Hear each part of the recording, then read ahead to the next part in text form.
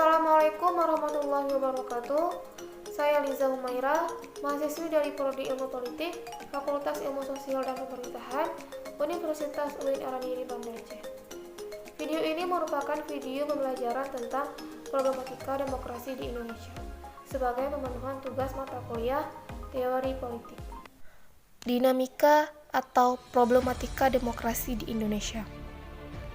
Demokrasi secara konseptual diyakini sebagai bentuk pemerintahan dan sistem politik terbaik oleh sebagian besar masyarakat global.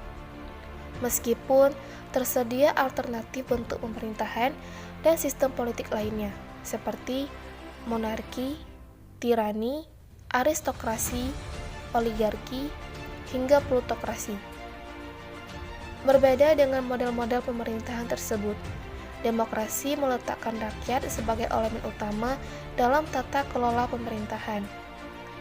Demokrasi dipandang sebagai bentuk pemerintahan yang berasal dari rakyat, oleh rakyat, dan untuk rakyat. From people, by people, and for people. Dalam demokrasi, kedaulatan tertinggi sebuah negara sebagai entitas politik dan sosial budaya berada di tangan rakyat. Dalam konteks Indonesia, harus diakui bahwa demokrasi tidak dinyatakan secara eksplisit dan tersurat, baik pada dasar negara Pancasila maupun Undang-Undang Negara Republik Indonesia 1945 sebagai landasan konstitusional. Akan tetapi, apabila merujuk pada konsensus kebangsaan tersebut, akan ditemukan titik temu antara demokrasi sebagai sebuah pemikiran yang berasal dari Barat dengan nilai-nilai luhur budaya bangsa.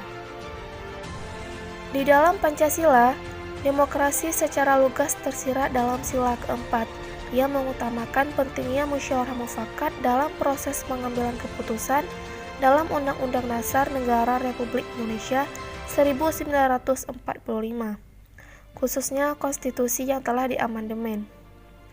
Demokrasi tercermin dalam sistem politik, sistem hukum dan peradilan, serta sistem perekonomian yang dianut oleh Indonesia yang menempatkan rakyat sebagai pemegang kedaulatan.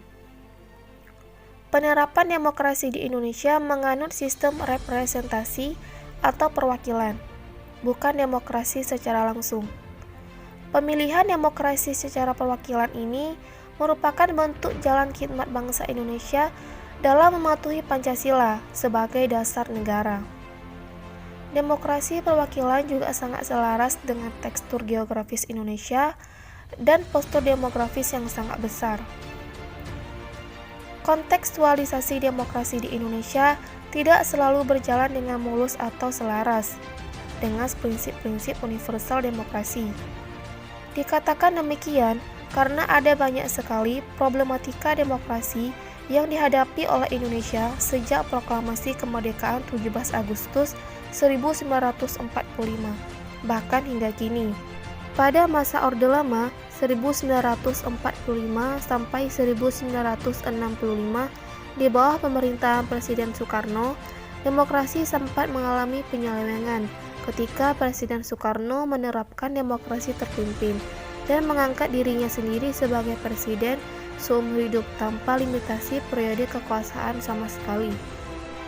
Yang berlaku dalam demokrasi terpimpin bukanlah demokrasi yang sesungguhnya, melainkan pseudo demokrasi, karena segala aktivitas pemerintahan dan tata kelola negara ditentukan oleh presiden sebagai kepala negara dan kepala pemerintahan.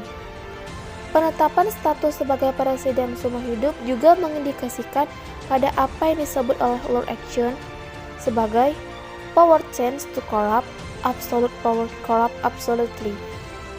Pada periode Orde Baru 1966 sampai 1998, ketika Indonesia berada di bawah kepemimpinan Presiden Soeharto, perverted demokrasi atau demokrasi yang diselewengkan mencapai puncaknya. Apa yang terjadi pada era Presiden Soekarno, yakni periodisasi kepemimpinan kepala negara yang tidak dibatasi, juga terjadi pada era Orde Baru sehingga menjadikan Soeharto sebagai presiden selama 3 dekade yang terpilih melalui skema pemilihan umum yang jauh dari demokratis. Kedaulatan rakyat dikebiri karena partai politik sebagai wadah artikulasi dan agregasi aspirasi dan kepentingan rakyat dibonsai demi melanggengkan kekuasaan. Pemilihan presiden dikemas dalam skema representatif yang melanggar prinsip-prinsip utama sistem presidensial, karena presiden dipilih oleh lembaga legislatif bernama Majelis Pemusyawaratan Rakyat (MPR) Republik Indonesia, bukan oleh rakyat secara langsung. Kehidupan pada masa Orde Baru makin kental dalam suasana yang tidak demokratis ketika Angkatan Bersenjata Republik Indonesia (ABRI) sebagai alat pertahanan negara justru digunakan sebagai alat kekuasaan untuk menakuti-nakuti rakyat. ABRI bahkan melenceng dari tugas pokok dan fungsinya ketika turut berpolitik praktis dalam kehidupan bernegara. Dui fungsi ABRI. ABRI menjadi tentara yang tidak profesional dan semata-mata sebagai alat kekuasaan. Pers yang di masa sekarang menjadi pilar penting demokrasi, para era Orde Baru mendapatkan tekanan keras dari rezim penguasa ketika bersuara vokal dan mengkritik kebijakan pemerintah.